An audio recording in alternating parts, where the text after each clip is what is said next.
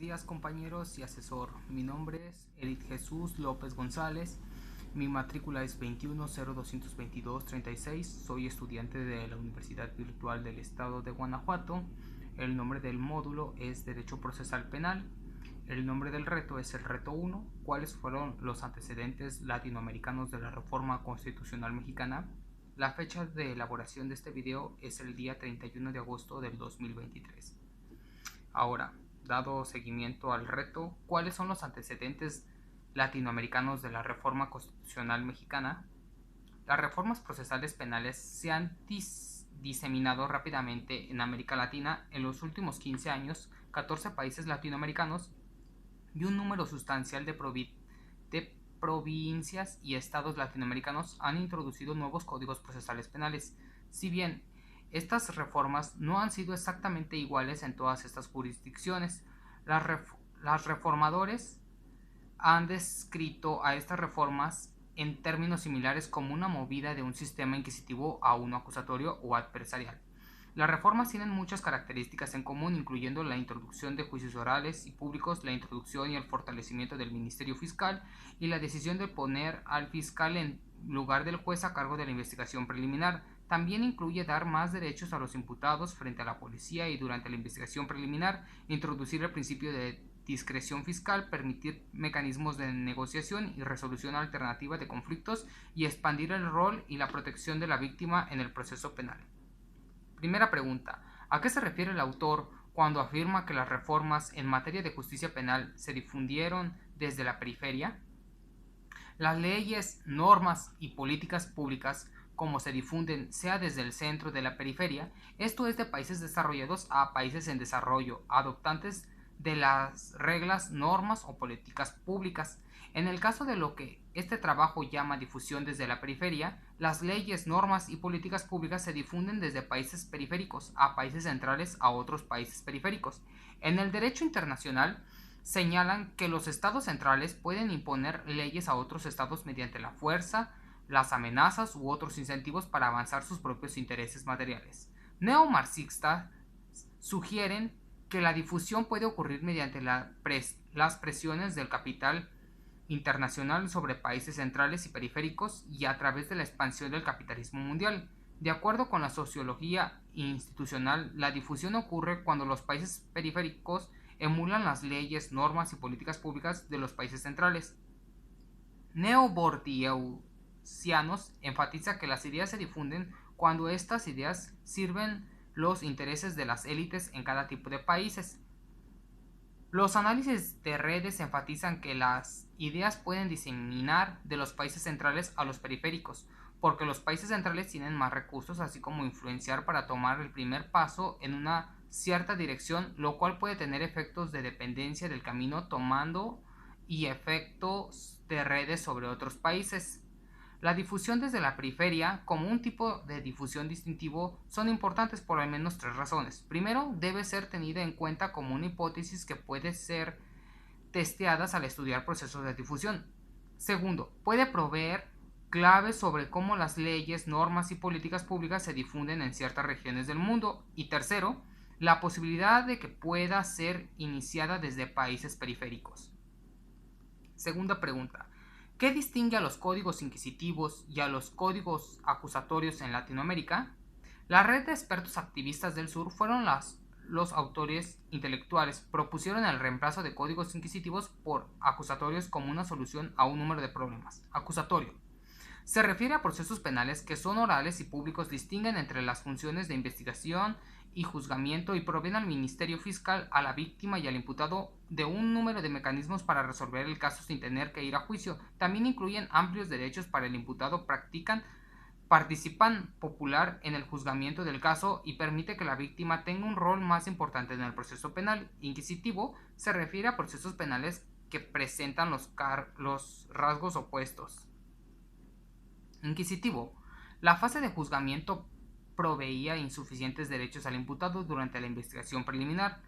La prisión preventiva automática del imputado para todos los delitos que no admitían una pena de ejecución condicional. Les pedían a los jueces de instrucciones realizar las tareas psicológicamente imposibles de investigar con celo el caso, permanecer distante e imparcial al decidir cuestiones interlocutorias respecto de este mismo caso. Acusatorio: a establecer juicios orales y públicos, la participación popular en el Tribunal de Juicios como un medio para mejorar la rendición de cuentas de la Administración de Justicia Penal a la ciudadanía, el derecho a conocer la imputación y los elementos de prueba en su contra antes de declarar, el derecho a negarse a declarar sin que ello pueda ser utilizado en su perjuicio, el derecho a consultar con su abogado antes de declarar, el derecho a un defensor de oficio y el derecho a requerir la política de medios de prueba. Principio de inocencia: puso al fiscal a cargo de la investigación preliminar y limitó el rol del juez a tomar decisiones interlocutorias durante esta fase.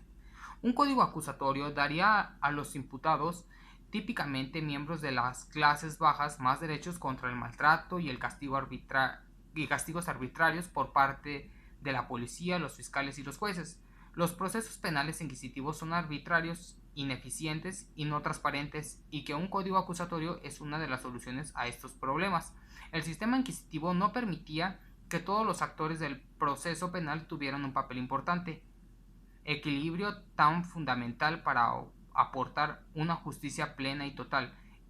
Esos no eran los únicos problemas que conllevaba el sistema inquisitivo de América, sino que era la principal causa de molestia. Uno de los mayores problemas del sistema inquisitivo de América Latina era la concentración del poder en manos de un solo actor, volviéndolo así vulnerable tanto en su persona como en sus decisiones, y esto es la gran diferencia entre el sistema inquisitivo y el acusatorio. Tercera pregunta: ¿cómo influyeron los actores internacionales en la formación y expansión de la reforma de activistas y reformadores en América Latina? Un grupo de factores que han contribuido a esta ola de reformas en un número de problemas que se volvieron importantes en las décadas de 1980 a 1990, abriendo nuevas políticas públicas, las transiciones a la democracia, el crecimiento y reconocimiento de los derechos humanos, contribuyó a la percepción, entre otros actores domésticos, que los estándares de debido proceso eran demasiado bajos para demostrar la permisibilidad de los estándares de derechos humanos existentes, y para fortalecer sus argumentos en favor de la reforma procesal penal, los miembros de la red presentaron definiciones de debido proceso, mostraron el alto porcentaje de personas en prisión preventiva y argumentaron que la duración de la prisión preventiva en la región era irrazonablemente larga. Los datos indicaban que las tasas delictivas en América eran superiores a los de casi toda otra región en el mundo. Esta preocupación por el delito colocó a la eficiencia del sistema de justicia penal en la agenda de muchos gobiernos latinoamericanos y abrió ventanas para políticas públicas para reformadores, proponiendo la adopción de códigos acusatorios. Esta red entrepreneurs legales latinoamericanos propuso los nuevos códigos procesales penales para resolver problemas tales como la falta de debido proceso, la insuficiente transparencia y la ineficiencia del sistema penal, y caracterizó las reformas como una conversión de procesos penales inquisitivos en acusatorios. La clave para el éxito de estos entrepreneurs legales fue su habilidad para convencer actores tanto internacionales como domésticos de que la adopción de los nuevos códigos procesales penales contribuiría a la obtención de los objetivos a los diferentes actores.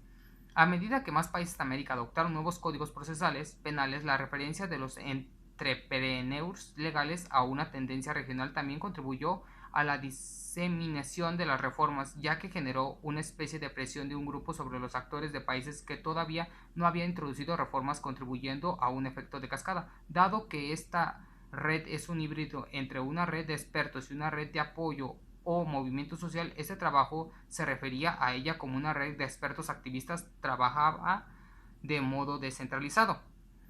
La relación entre el texto de Langer y la reforma constitucional en materia de seguridad pública y justicia penal en México, Langer señala el porqué del cambio de las reformas en Latinoamérica, así como su influencia en los demás países. Gracias a esto se puede subsanar muchas arbitrariedades por parte de los gobernadores a los gobernados, ya que los derechos que tenían eran mínimos en las defensas del juicio penal, ya que la responsabilidad central recaía en el juez, así como la recopilación y la percepción del juez en las pruebas recopiladas Dado a esto, en el 2008 se reformaron 10 artículos de la Constitución Política de los Estados Unidos Mexicanos, haciendo un cambio del sistema inquisitivo a uno acusatorio, en el cual se implementó el debido proceso, entre otros puntos importantes, y ya no recaía el poder total en el juez, así dando paso al demandado a tener más derechos y maneras de poner defensas contra el demandante.